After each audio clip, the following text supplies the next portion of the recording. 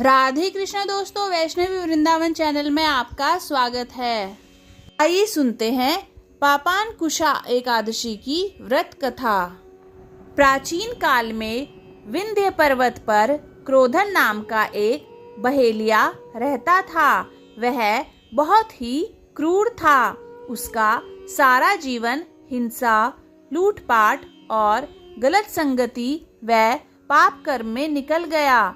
जब उसका अंतिम समय आया तब यमराज के दूत बहेलिये को लेने आए और यमदूत ने बहेलिये से कहा कि कल तुम्हारे जीवन का आखिरी दिन है और कल हम तुम्हें लेने आएंगे। यह बात सुनकर बहेलिया बहुत ही भयभीत हो गया और महर्षि अंगिरा के आश्रम में पहुंचा और महर्षि अंगिरा के चरणों पर गिरकर प्रार्थना करने लगा।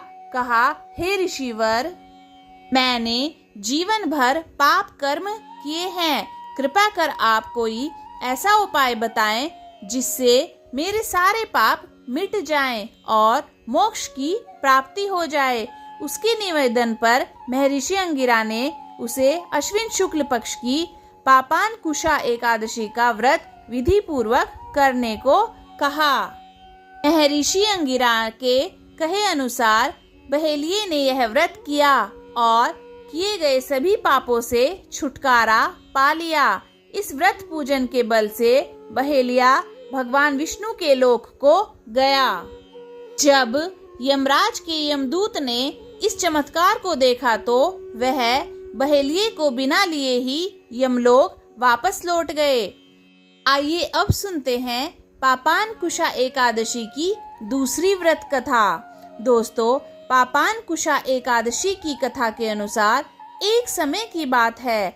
एक राजा थे। वे बहुत ही दयालु और धर्मात्मा थे। उसकी पत्नी बहुत ही सौम्य और सुंदर थी, लेकिन उनके एक भी संतान नहीं थी। संतान के लिए राजा ने तप करने का निर्णय लिया। राजा ने कई वर्षों तक कठोर तप किया। अतः उनके तप से प्रसन्न होकर भगवान विष्णु प्रकट हुए और पूछा, हे राजन, तुम क्या चाहते हो? राजा ने कहा, हे प्रभु, मुझे संतान सुख की प्राप्ति कराएं। इस पर भगवान विष्णु ने राजा को पापानकुशा एकादशी का महात्म्य बताया और कहा कि इस दिन उपवास करने से सभी पाप नष्ट हो जाते हैं और संतान सुख की प्राप्ति होती है। राजा ने इस दिन उपवास करने का निश्चय लिया और भगवान विष्णु के बताए अनुसार राजा ने एकादशी का व्रत बड़े ही श्रद्धा पूर्वक किया। उन्होंने दिन भर उपवास रखा और रात में भगवान विष्णु की भक्ति में लीन हो गए।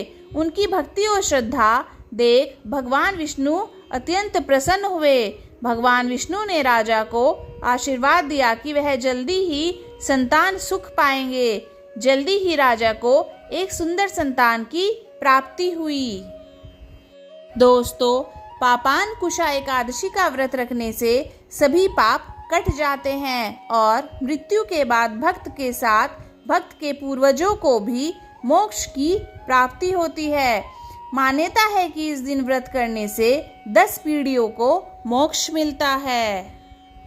साथ ही इस व्रत को करने से मानसिक शांति, संतान सुख और समृद्धि की प्राप्ति भी होती है।